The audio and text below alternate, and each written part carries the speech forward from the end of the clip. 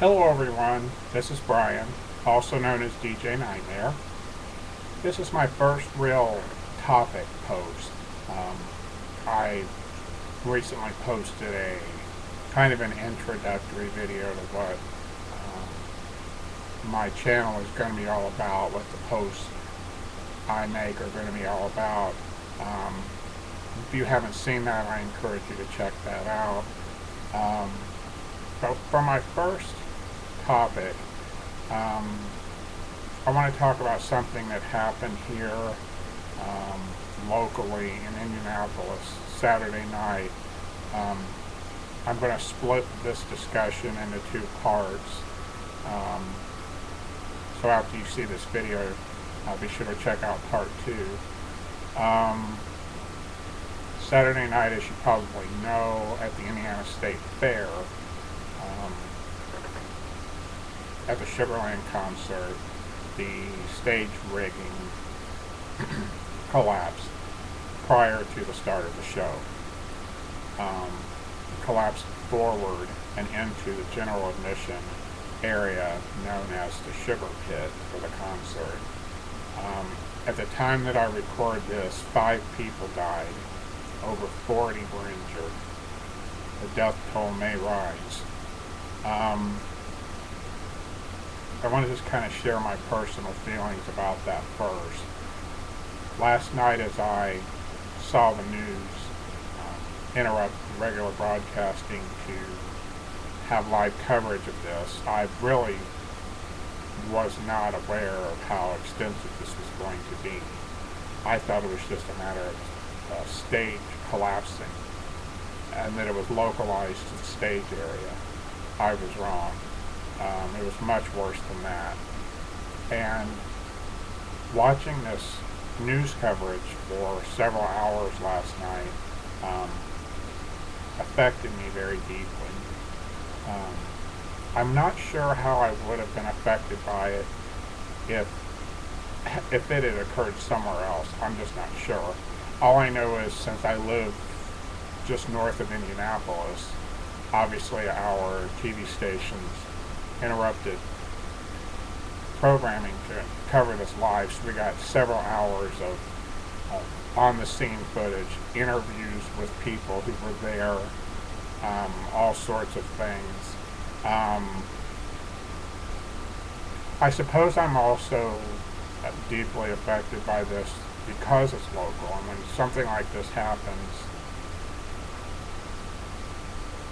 you know, there's always a possibility that someone you know could be could be among those who were hurt or killed, or someone who's a friend or relative of someone close to you. But in a situation like this, the degree of separation between you and the incident is much smaller than if it occurred somewhere else, obviously. So I was very saddened by this whole thing. I'd like to think I would have been as touched by this if it was not literally right down the road, but I don't know. Like I said, it's literally hitting close to home. You know, people I know could have been hurt, and it's just so close to home. It just really struck me really deep. And you know, I tend to be a very cynical, hardened person. Some of my experiences I've had in my life have made me distant to a lot of people. I've sort of tended to build up walls around myself to people outside of my family that lives here with me, what I call the outside world. I tend to be very shut off, very cold. But just when I think I'm my most cynical and my most hardened, something like this happens, and you know, watching that last night, I had a hard time not crying. I'm having a hard time not crying talking about it. It made me very sad. And just when I think I'm as bitter and cynical and hardened to strangers and people that I know, sometimes this happens and it's sort of, it kind of tells me I'm not as cynical or hardened as I thought I was. But I'm also very angry. I'm angry because I am convinced that this tragedy could have been prevented. You know, the governor and the state fair people are already playing cover your ass. And they're already saying things like, well, it was a fluke gust of wind, you know, these things happen. And that kind of bothers me. Because if you really think about it, here's an event where there were hundreds and hundreds of people on the ground. You have this enormous rigging structure, huge, that is holding up tons of lights, speakers, and other types of equipment. One presumes that such a structure would be able to withstand a strong wind gust. You know, I've heard people say hurricane force winds. That is ridiculous. These were not hurricane force winds. This was not Hurricane Katrina. I'm not going to deny this wasn't a strong wind gust. It was very strong. But at the same time, if you have an event with all these people standing around and they're literally right next to this enormous structure, if such a structure cannot sustain a wind gust of 60 miles an hour without toppling over onto a bunch of people, then something's wrong, in my opinion.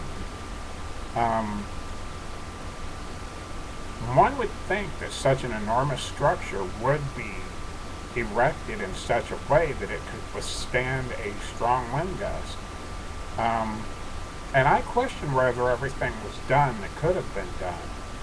I saw a post on Facebook last night from an engineer who was at the concert who pointed out a lack of horizontal supports for this structure. And I think before it's all said and done, we are going to find out that this could have been avoided, that this structure could have been erected in a more stable fashion, that things could have been put on it, attached to it, whatever you want to call it, that would have prevented it from toppling over. But I guess the point I'd like to make is, if you say, well, it couldn't have been prevented, nothing you could have done engineering-wise could have prevented this from happening. Let's just say that's the case, which I'm not buying. But let's just say, for the sake of argument, that nothing could have been done to prevent this thing from toppling over. Then my question is,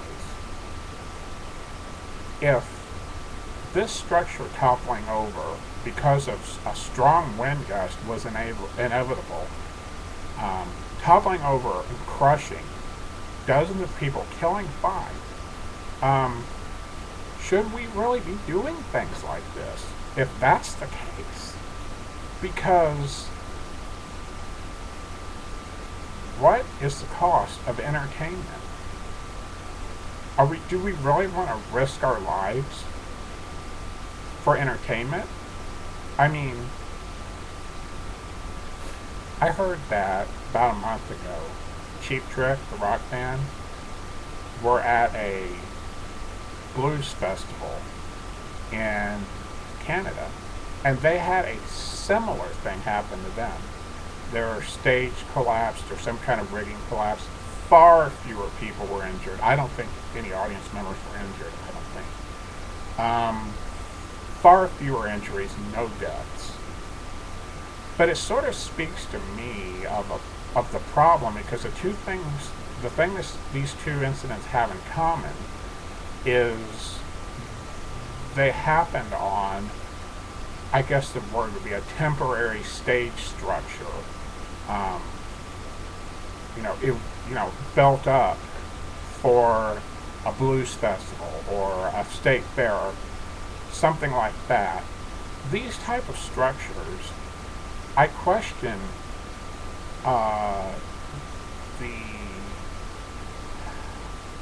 the integrity of these things. If this type of thing can happen in these type of temporary stage structures, then maybe we shouldn't be using them. Maybe until we figure out a way to make these sturdier and stronger, maybe we shouldn't be doing it. Now, this is coming from someone who is a music fanatic. I have, at current time, something like 13,300 songs on my iTunes. I have countless CDs, countless cassettes, records, and I'm a huge music fanatic. I have been a DJ for 8 years. And I've been to so many concerts, I can't even tell you how many concerts I've been to. So I am a music lover of the highest order. But I don't want to die for music.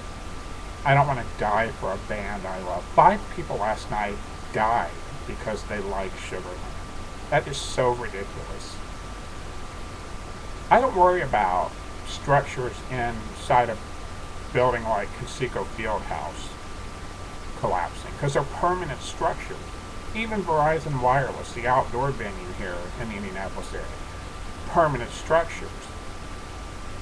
But it seems to me these temporary structures built for things like traveling festivals, state fairs, county fairs, there is some kind of an issue going on. People are getting hurt. People are dying.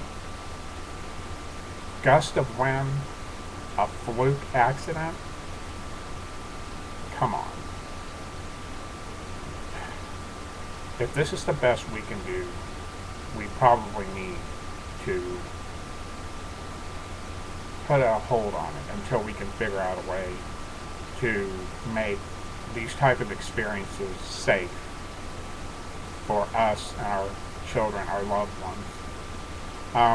I have more to say about this subject. It's going to be part 2. So be sure to check that out. If you like my channel, go ahead and subscribe and favorite this video, pass it around, whatever you want to do. Alright, signing off for now. Be sure to check out part 2 coming soon.